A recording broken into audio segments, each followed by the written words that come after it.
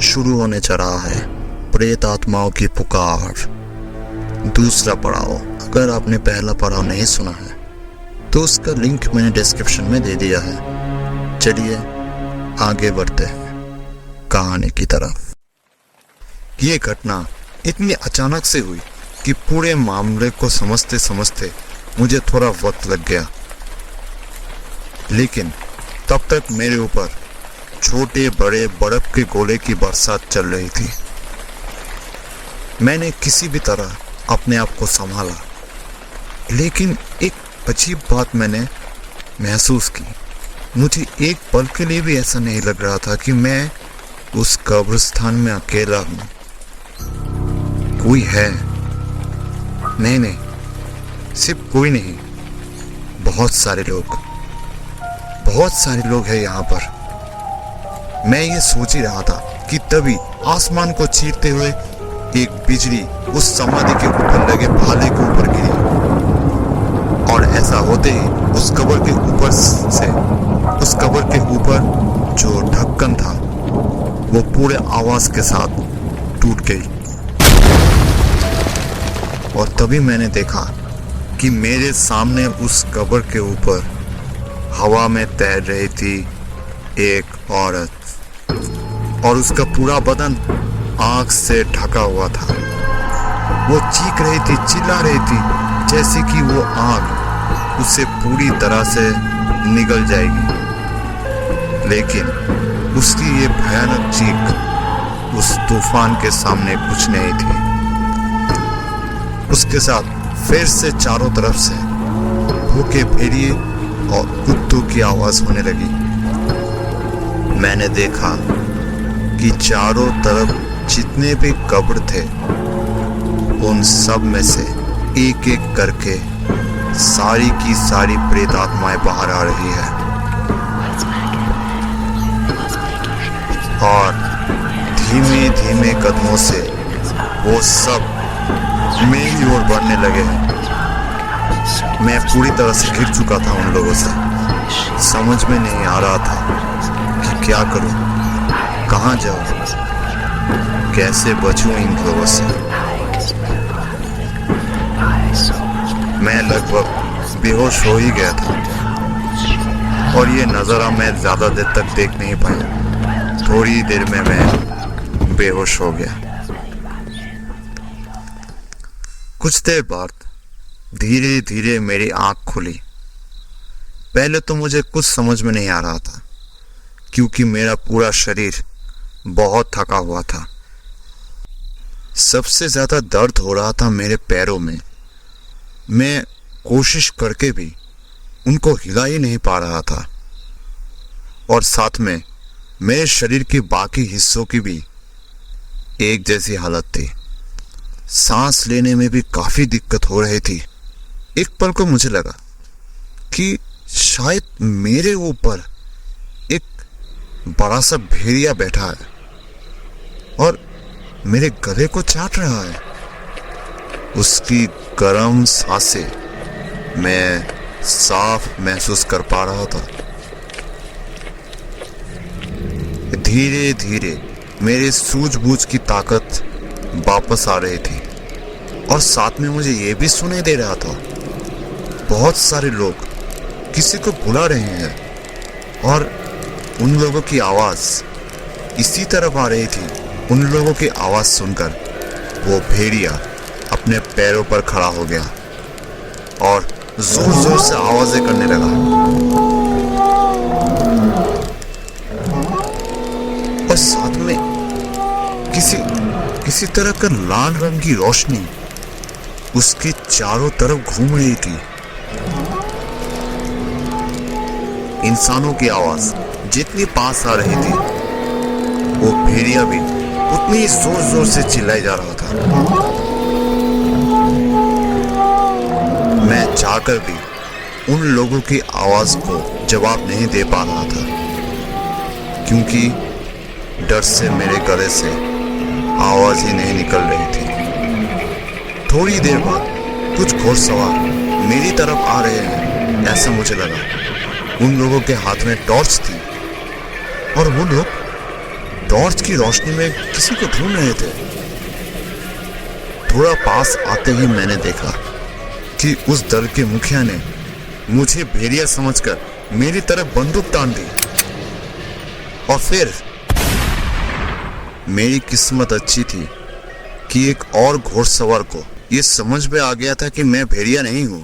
उसने तभी मुखिया के हाथ पर एक जोर से धक्का लगाया था, जिसकी वजह से उसके बंदूक से निकली हुई गोली बिल्कुल मेरे कानों के पास आके लगी। उस गोली की वजह से वो भेड़िया कब्रिस्तान के अंदर दौड़कर चला गया और उसके पीछे पीछे एक घोड़सवार दौड़ने लगा और उसने भी फिर से एक गोली चलाई। दल के मुखिया ने 2 और घोड़सवारों को उस भेड़िए के पीछे भेज दिया और बाकी के लोग मेरे पास आए।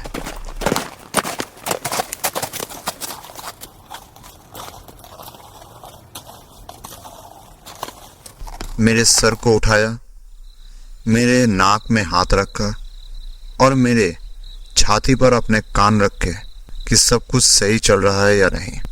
और ये सब कुछ देखने के बाद उन लोगों ने मुखिया की तरफ देखकर कहा, ये आदमी अभी भी जिंदा है, मरा नहीं है। और उन लोगों ने तभी मुझे कुछ पिला दिया। उसको पीने के बाद मेरे शरीर में थोड़ी सी ताकत वापस आई और मैंने चारों तरफ देखा। घोड़सवार के मुखिया ने पूरे दल को एक होने के लिए कहा। उस भेड़िए के पीछे जो 3 घोड़सवार गए थे वो लोग भी धीरे धीरे वापस आए। वापस आने के बाद मुखिया ने उनसे उस भेड़िए के बारे में पूछा। उनमें से एक ने कहा, नहीं, हाँ, हमें वो नहीं मिला। हाँ, हम लोग को जल्दी से ये जगह छोड़ देनी चाहिए। ये जगह बिल्कुल अच्छी नहीं है। और आप लोगों को तो पता है ना आज कौन सी रात है। ये भेड़िया इनके छाती के ऊपर बैठा था ना। जरा इनका गाना अच्छी तरह से देखो। Voice.ai ये भेड़िया इनके छाती के ऊपर बैठा था ना। जरा इनका गाना अच्छी तरह से देखो। के बाद मुखिया ने मेरे गले में टॉर्च की रोशनी फेंकी और कहा, नहीं, वैसा तो कुछ नहीं दिख रहा। गले की चौड़ी बिल्कुल ठीक ठाक ही है। वह भेड़िया इधर आवाज ला कर था तो शायद हम इनको तो नहीं रह पाते। एक और घोड़सवार जिसने मेरा माथा पकड़ा हुआ था, उसने इस बार पूछा, उस भेड़िए का क्या हुआ? क्या तुम लोग उसे जब्त नहीं कर पाए? उन तीनों घोड़सवार के मुंह बिल्कुल सफेद कागज की तरह हो चुकी थी। डर से थर-थर कांपते हुए उन लोगों ने जवाब दिया कि इस पूरे बड़े कब्रिस्तान के किसी एक कब्र में वो छिपा बैठा है। यहाँ पर एक ही और कोई काम नहीं है। हमें यह ज्यादा देर तक नहीं रुकना चाहिए। जितनी जल्दी हो सके इस शॉपी जगह को छोड़ना ही सही होगा। दल के मुखिया ने मुझे किसी भी तरह घोड़े पर बिठाया और बाकी लोगों की तरफ देखकर कुछ इशारा किया। बाकी के सिपाही भी आकर मुझे दोनों तरफ से पकड़ के रखा जब तक मुखिया घोड़े के पीठ पर ना बैठ जाए। मुखिया ने मेरे पीछे बैठकर मुझे अच्छी तरह से दोनों हाथों से पकड़ा और सभी को कहा आगे बढ़ने के लिए। मुखिया के आदेश देते ही सारे के सारे घोड़सवार घोड़े पर बैठे और सब लोग एक साथ आगे बढ़ने लगे। उस वक्त मेरी तबीयत बहुत खराब थी, कुछ बोल नहीं पा रहा था और थोड़ी देर में मैं उसी हालत में सो गया। जब मेरी नींद खुली तब देखा कि मुझे 2 घोड़सवारों ने दोनों तरफ से पकड़ा हुआ था। चारों तरफ सूरज की खूबसूरत रोशनी चमक रही थी और दूर के पहाड़ों पर जो बर्फ गिरी हुई थी उस पर सूरज की रोशनी पड़कर तरह तरह के रंग पैदा कर रहे थे। घोड़सवारों के मुखिया ने सारे सिपाही को आदेश दिया कि चाहे कुछ भी हो जाए असली घटना किसी को ना बताया जाए। ये बात सिर्फ उन लोगों तक ही रहेगी। एक सिपाही ने सवाल किया। तो क्या कहेंगे सर? कहना चाहिए हमें एक अंग्रेज आदमी मिले थे बेहोश हालत में, जिनको एक कुत्ता पहरा दे रहा था। लेकिन ये तो किसी कुत्ते का काम नहीं है। मुझे अच्छी तरह पता नहीं, वो एक बड़ा सा बैरिया था। मैंने कहा ना, वो एक कुत्ता था, बैरिया नहीं। ऑफिसर की आदेश। सारे के सारे सिपाहियों ने सर नीचा रख के मान लिया। बस धीमे धीमे से एक ही बात कही, हाँ कुत्ता ही था। और तभी एक सिपाही ने फिर से डरी डरी आवाज में कहा, अच्छा सर, उस आदमी के गले में जो जख्म है वो तो किसी कुत्ते का नहीं है, वो तो बैरिया का है। उसकी बात सुनकर मैंने अपने गले में हाथ रखा। हाँ, गले में दर्द हो रहा था और उस घाव के ऊपर हाथ पड़ते ही मैं चीख उठा। मेरे चीखते ही सारे घोड़सवार ने फिर से मुझे घेर के खड़े हो और मेरे गले में जो घाव था उसको देखने के लिए उत्सुक हो उठे। लेकिन तभी ऑफिसर ने फिर से सबको धमकाया और सबको हटने के लिए कहा और साथ में ये भी कहा कि कहना कि यह कुत्ता ही था। कुत्ते के अलावा अगर कुछ कहा तो सारे के सारे मिलकर हमारा मजाक उड़ाएंगे। हम लोग किसी को मुंह दिखाने के लायक नहीं रहेंगे, समझे? इस बार सब लोगों ने ऑफिसर की बात मान ली। ये सारी की सारी बातचीत बीच रास्ते में हो रही थी, इसीलिए इस बार सब लोगों ने मिलकर फिर से म्यूनिक शहर की तरफ रवाना हुए। शहर के अंदर पहुंचते ही मैंने एक घोड़ा गाड़ी को इंतजार करते हुए देखा और वो देखकर मैं थोड़ा चौंक गया। सारे सिपाहियों ने मुझे घोड़े से उतारकर उस गाड़ी में चढ़ा दिया। मुझे भी काफी राहत महसूस हुई। घोड़ा गाड़ी में मुझे चढ़ाते ही ऑफिसर ने बाकी सिपाहियों को छावनी में वापस जाने के लिए कहा और खुद गाड़ी के पीछे पीछे मेरे साथ आने लगे। मैं जिस होटल में ठहरा था उस होटल के सामने मेरी गाड़ी आके फिर से रुकी और होटल के मालिक हेर डेलब्रुक जल्द से जल्द गाड़ी के पास आए। उन्हें देख के पता चल रहा था कि वो मेरे लिए उनको मेरे लिए बहुत चिंता हो रही थी। इस बार मैंने देखा वो ऑफिसर ने हेल डेलब्रुक को बिल्कुल किसी सिपाही की तरह सलूट किया। मुझे उनके हाथों सौंपकर उन्होंने कहा कि उनको जाना है। होटल के मालिक हेर डेलब्रुक ने पहले से ही सिपाहियों के लिए खाने पीने का इंतजाम करके रखा था, लेकिन उनको ये बात याद नहीं थी। इसीलिए जैसे ऑफिसर ने कहा कि उनको जाना है, तभी होटल के एक कर्मचारी ने हेर डेलब्रुक को वो बात याद दिला दी। लेकिन ऑफिसर ने तरह तरह के बहाने मार के उनके निमंत्रण से अपना पीछा छुड़ा लिया। इस बार मैंने बहुत ही मुश्किल से ऑफिसर को और उनके सिपाहियों को धन्यवाद कहा। ऑफिसर ने भी मुझे धन्यवाद कह के घोड़े लेकर छावनी की तरफ वापस चले गए। होटल के मालिक ने इस बार होटल के कर्मचारियों के सहारे अंदर लेकर गए। अब मैं पहले से ज्यादा बेहतर महसूस कर रहा था, लेकिन मन में तरह तरह के सवाल चल रहे थे।